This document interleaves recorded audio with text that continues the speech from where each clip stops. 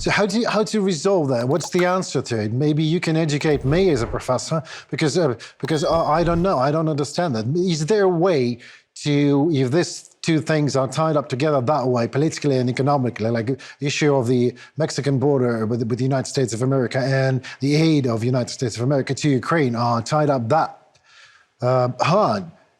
How can we, what do we do? Well, well, let me first address the issue of the aid. Biden absolutely wants to address the issue. For one thing, his political fortunes are entirely tied to Ukraine's victory. Right. There is no Biden without Ukrainian victory. And frankly, there is no Democratic Party without Ukrainian victory. He absolutely needs to see Putin defeated. And it's both pragmatic, it's political, and it's also ideological, because Biden and, after all, the Democratic Party absolutely stands for the rule of law and democracy. And Putin, we know what Putin stands for. I do not have to elaborate.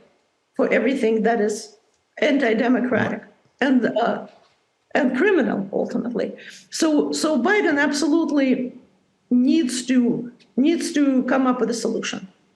And he indicated every time he has been speaking lately, at every press conference, he indicated that yes, he will compromise. He will compromise on the border issue. He will tighten the regulations. Great. He will ultimately reduce the flow of immigrants. Now, let's be honest here. The Republicans don't really, truly want to cut down.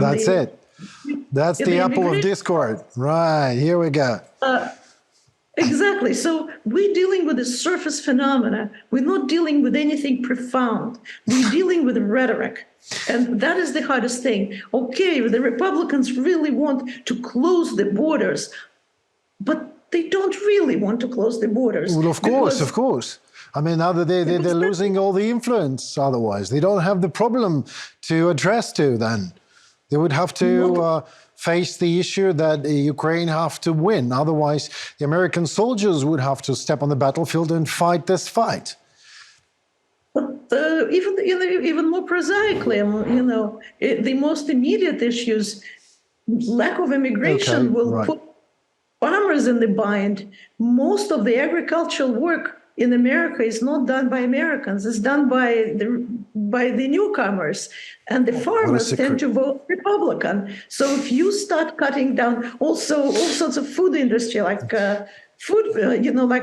industries where, say, meat processing farms, chicken processing factories, they all absolutely rely on immigrant labor, and those people tend to vote Republican.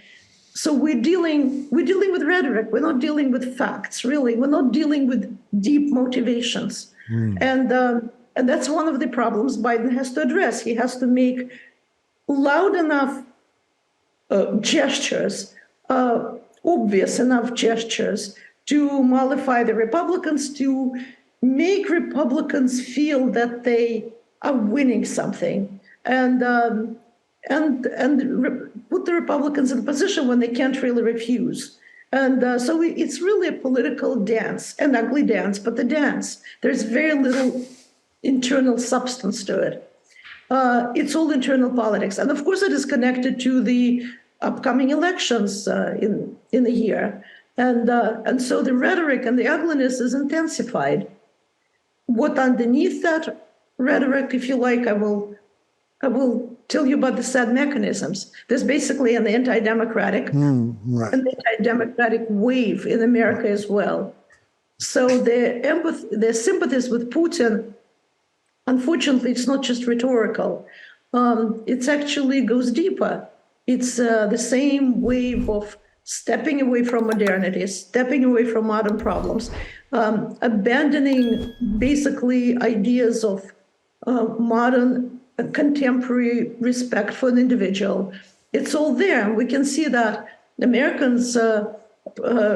American right wing is very similar in a way to Putin's ideological stance: anti-women, anti-abortion, anti-gays, hysteria over transgender, people. You can see the striving towards the reestablishing of a conservatively supported hierarchy with a certain either gender or gender and race on top, and everybody else sort of somewhat subservient to it. It is the conservative wave that we see, of course, in Europe. We see that Russia actually makes it into an ideology that rules the country, and unfortunately, we see the same thing in America. And that maybe is the real crux of the man. Well, yeah, maybe that super tolerance that is so popular in Europe, tolerance to almost everything, and which is actually sometimes a permissiveness, an absolute permissiveness. Here we go. It causes an absolute intolerance when it touches the base with ignorance and the lack of education, and that's where the populisms come out. But let me be more straight in my question. Next question: what kind of support can Ukraine really expect for next year? What would you say? I want to be optimistic, or at least somewhat optimistic. I think Right. Okay.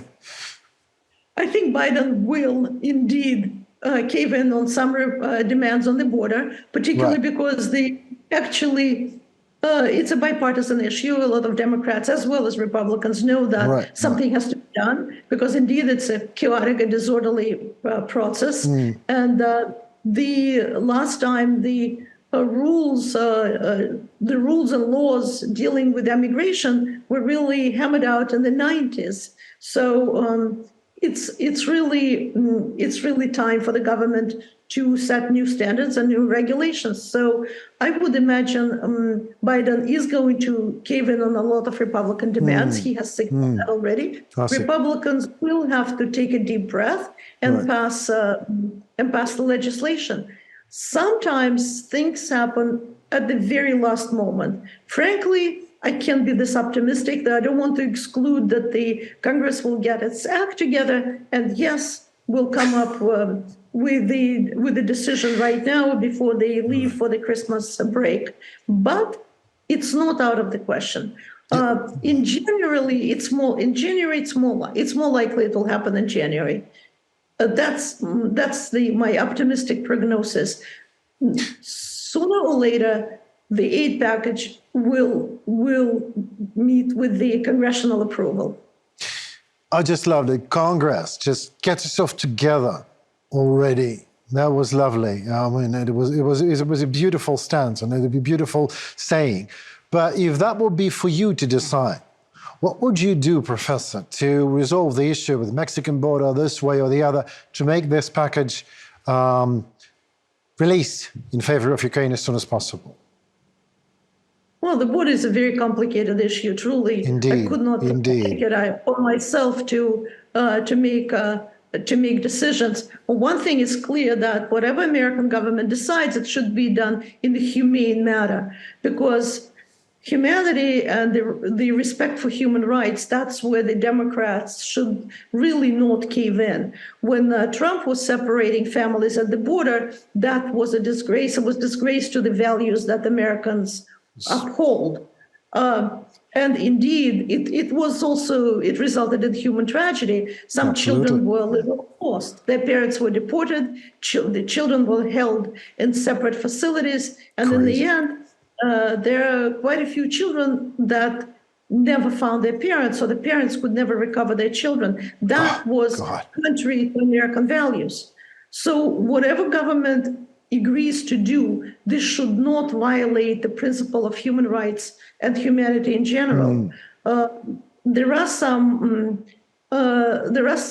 pieces of legislation that Republicans are proposing that are going to be cruel, such as detention of families. Right now, families crossing the border are not detained because of small children. The detention of families, that's something that is not a good idea. That's clearly... Yeah, it very reminds me of someone in the Kremlin. That's what he does in Ukraine. He just kidnaps children and sends them to Russia. And Trump does the same with the Mexican children on the border. So you can't probably protect law using unlawful methods. at some point. Absolutely.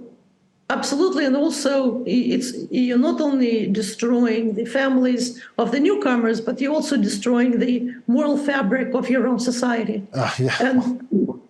And that would be tragic. You increase the tolerance, you normalize cruelty, and then what does the United States stand for in the end? Right. So whatever they do at the border, that should be absolutely preserved. And that's where the limit should be drawn. Ma'am, thank you so very much for your expertise.